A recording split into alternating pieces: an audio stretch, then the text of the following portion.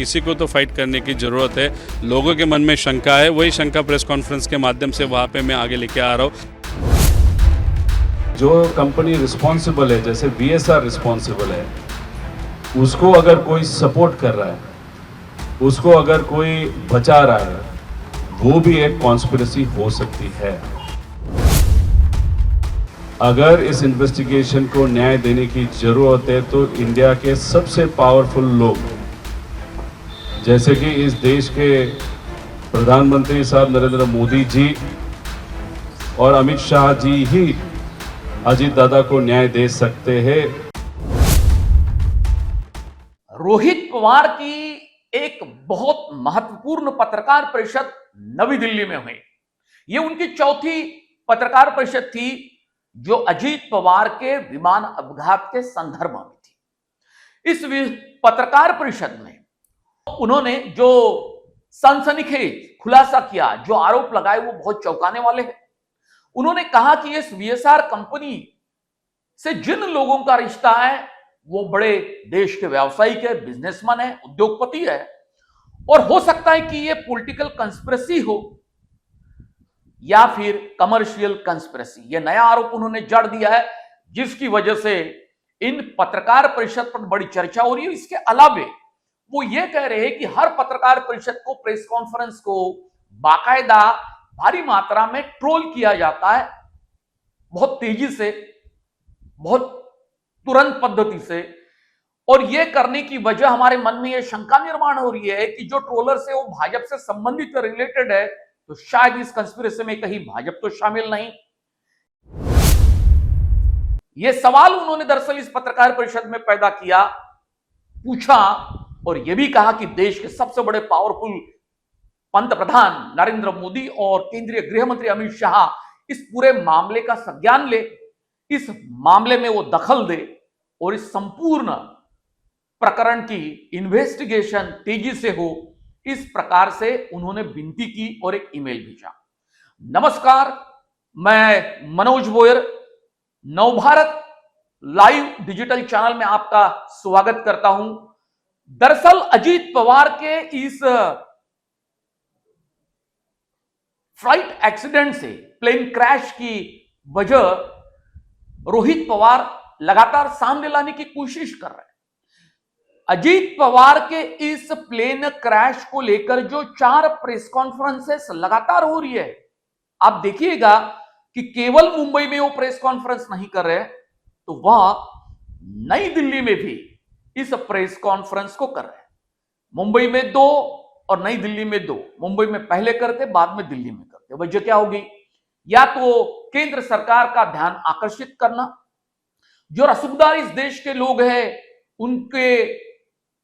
उनके तक ये सारे ऐसे मुद्दे पहुंचाना, जिसकी वजह से जिस व्यक्ति का हो सकता है भविष्य में वो सीधा नाम ले, उसको पहले से ही एक्सपोज करने की उनकी एक कवायद तो नहीं है, क्योंकि उन्होंने इस बार जो आरोप लगाए वो पॉलिटिकल कंस्पिरेसी का लगाया। आप सुनिए क्या कहना चाहते हैं रोहित पवार अपने दिल्ली के प्रेस कॉन्फ्रेंस में। अभी देखो, लेटर तो लिखना पड़ेगा, ट्राई तो करना पड़ेगा, फाइट तो करना पड़ेगा। किसी को तो फाइट करने की ज़रूरत है। लोगों के मन में शंका है, वही शंका प्रेस कॉन्फ्रेंस के माध्यम से वहाँ पे मैं आगे लेके आ रहा हूँ। और सिर्फ हवे में वहाँ पे नहीं बोल रहा, उसके लिए जो भी प्रूफ लगता है वो प्रूफ वहाँ पे मैं आप सबके सामने ला रहा हूँ। अभी आज जो प्रूफ दिया वो TDP पार्टी का प्रूफ था। TDP पार्टी का जो MP है वो आज देश का एविएशन मिनिस्टर है, और TDP पार्टी के जो नेता है चंद्रबाबू नायडू, उनके फैमिली मेंबर ने VSR कंपनी को वहाँ पे फंडिंग किया है, और बहुत नज़दीक के रिलेशनशिप है। रोहित सिंह का जब शादी था, चंद्रबाबू नायडू साहब के फैमिली में से बहुत सारे लोग वहाँ पे गए थे, ऐसे हम सबको पता चल रहा है। अभी अगर ऐसी चीज़ है, ये इन्फॉर्मेशन अगर हमने सामने लाया, तो वो जो मंत्री है TDP के, जो एविएशन मिनिस्टर है, उनको वहाँ पे उस पद पे रहने की ज़रूरत नहीं है, क्योंकि वो अगर VSR के पास इतने क्लोज है तो इन्वेस्टिगेशन ट्रांसपेरेंटली कैसे होगा? आज तक भी, अभी तक बहुत बड़ा मैनिपुलेशन वहाँ पे हुआ होगा, जिसके कारण इन्वेस्टिगेशन राइट डायरेक्शन में नहीं जा सकता। इसलिए हमारी पहली मांग है कि ये जो मंत्री है उसको हटाया जाए। इस पॉलिटिकल और कमर्शियल कंस्पिरेसी का एक नया आरोप जड़ते हुए रोहित पवार ने यह भी कहा कि भाजपा के ट्रोलर्स लगातार टूट पड़ रहे मेरे प्रेस कॉन्फ्रेंस पर।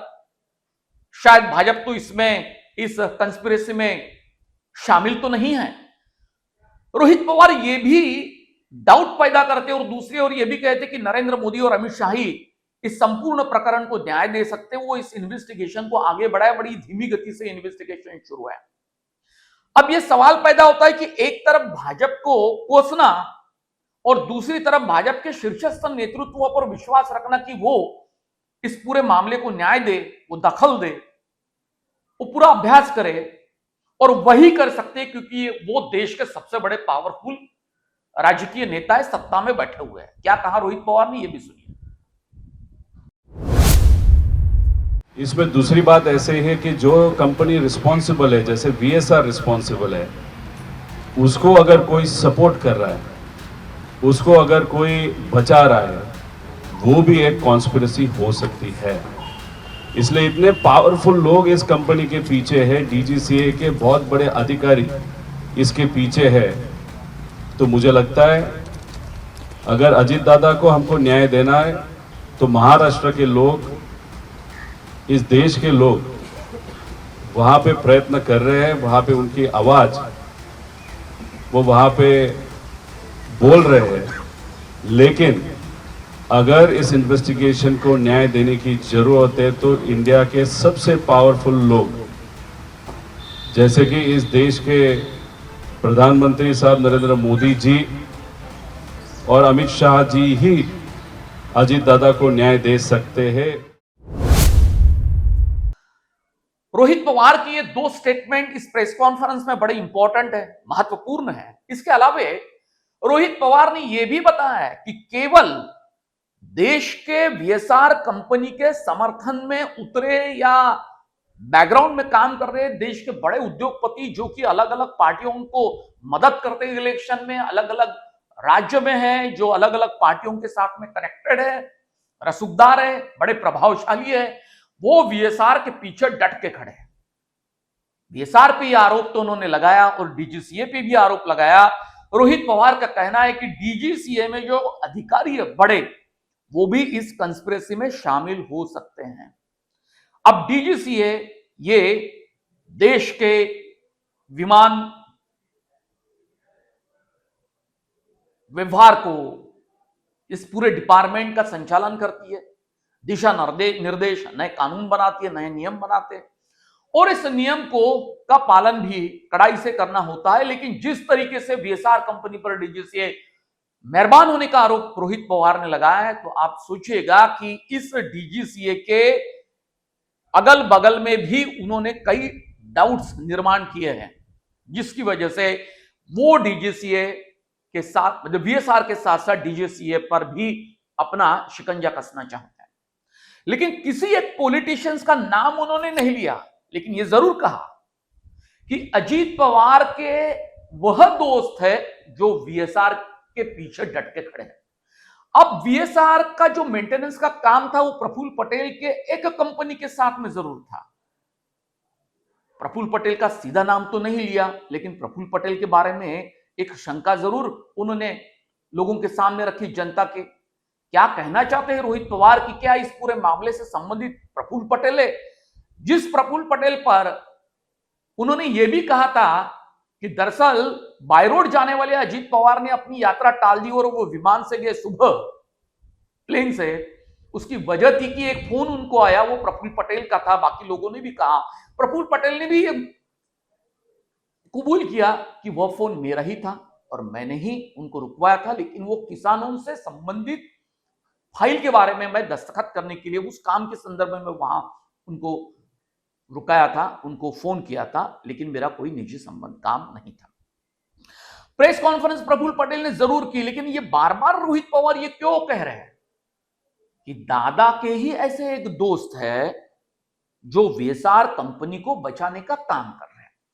अब अजीत पवार के संबंधित तो उनके पक्ष में प्रफुल्ल पटेल थे, जो कि एविएशन मिनिस्टर रह चुके हैं, जो कि एविएशन मिनिस्ट्री और इस सारे उद्योग को बखूबी जानते हैं, उनके रिश्ते भी है कई व्यवसायियों के साथ में, बिजनेसमैन के साथ में। तो फिर प्रफुल्ल पटेल का नाम तो नहीं लेते, लेकिन सारे लोग तो विचार कर रहे हैं कि वो प्रफुल्ल पटेल ही होंगे जो अजीत पवार के मित्र हैं।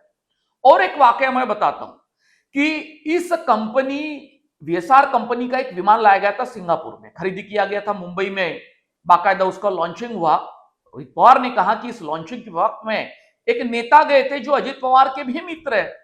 अब कौन सा ऐसा नेता जाएगा जो लॉन्चिंग की वजह से और नारियल फोड़ेगा वहां, और इस विमान की, सिंगापुर वाले विमान की शुरुआत होगी वीएसआर कंपनी के एक नए इस बिजनेस में। वो नेता कौन हो सकता है?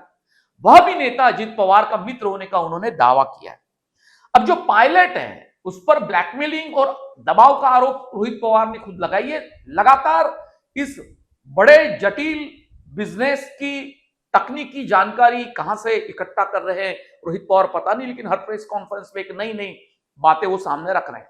उन्होंने कहा कि जेट एयरवेज में 10 से 12 लाख रुपए उनकी सैलरी थी, बाद में उनको निकाला गया वो दुर्व्यवहार की वजह से, शायद ड्रिंक्स भी काफी करते थे। तो ऐसे इसमें इस सुमित कपूर को निकालने के बाद में वीएसआर कंपनी ने 3 से 4 लाख रुपए के माह के नौकरी पे रखा।